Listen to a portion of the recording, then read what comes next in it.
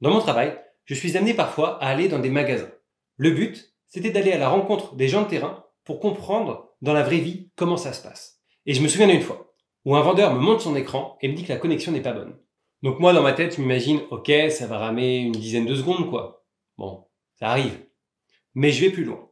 Je lui pose la question suivante. La dernière fois que ça t'est arrivé, ça t'a pris combien de temps? Ah, pour le dernier client, ça m'a pris 3 minutes, hein. 3 minutes vraiment. Je décide donc de rester pour observer comment ça se passe. Et effectivement, j'ai vu ce vendeur face au client en train de broder pendant 3 minutes. Et c'est vraiment long, 3 minutes, pour avoir une information. La question c'est, comment faire pour mieux comprendre ce que les autres nous racontent, au-delà de nos propres interprétations? Parce que parfois, à pas se comprendre, on va avoir des quiproquos énormes. Aujourd'hui, venez comprendre en quoi les exemples concrets aident à avoir une meilleure écoute.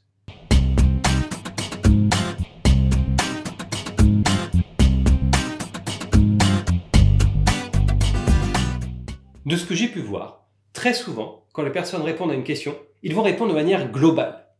Tiens, ça s'est passé comment tes vacances? Bah, c'était bien, ça s'est bien passé, c'est cool.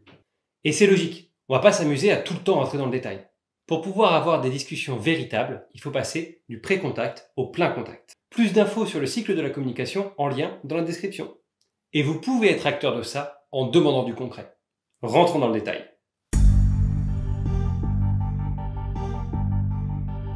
Tout d'abord, je vous invite à poser vos questions au passé. C'est tout bête. Arrêtez de poser vos questions au présent et posez-les au passé quand vous vous intéressez à quelqu'un. Je vous donne un petit exemple. Comment tu fais pour préparer tes vacances, toi? Bah c'est simple, hein.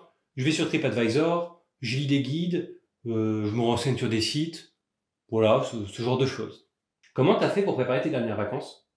Oh bah tu sais, cette fois, j'ai rien fait. C'est ma femme qui s'occupait de tout.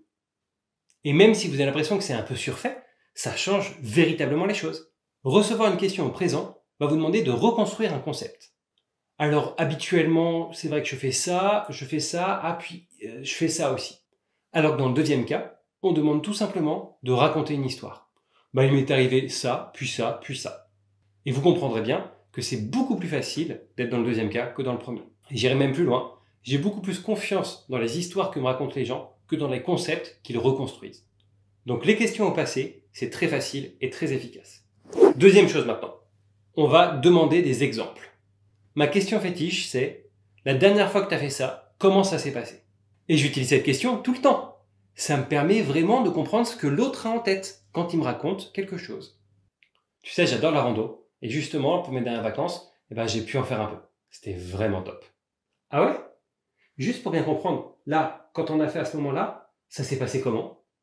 C'était en Corse, il a fait super beau. Puis ça a duré 4 jours, quoi. Bon, c'était sympa, une petite rando tranquille. 4 jours de rando? Mais pour moi, un peu de rando, c'est 2 heures et c'est déjà beaucoup, 2 heures. Hein. Ainsi, le fait de demander des exemples va me permettre de bien comprendre un élément précis de l'histoire que me raconte l'autre. Et ça, moi, j'adore, parce que derrière, ça me permet de vraiment me mettre à sa place. Bref, demander du concret, c'est un double intérêt. D'abord, c'est valorisant pour l'autre. C'est toujours agréable d'être écouté. Et ensuite, ça vous permet d'avoir les histoires les plus brutes possibles, sans vos interprétations. Cette étape est d'ailleurs capitale pour pouvoir entrer en empathie. Je fais ces vidéos pour rendre très terre à terre l'écoute et les émotions. Le challenge en rapport avec ça va être le suivant. La prochaine fois qu'on vous raconte des histoires, demandez des exemples concrets. Et racontez-nous comment ça s'est passé en commentaire. Vous voulez plus d'infos sur la technique d'écoute? Ce sera ici. C'était Tesa et je vous laisse. Ciao!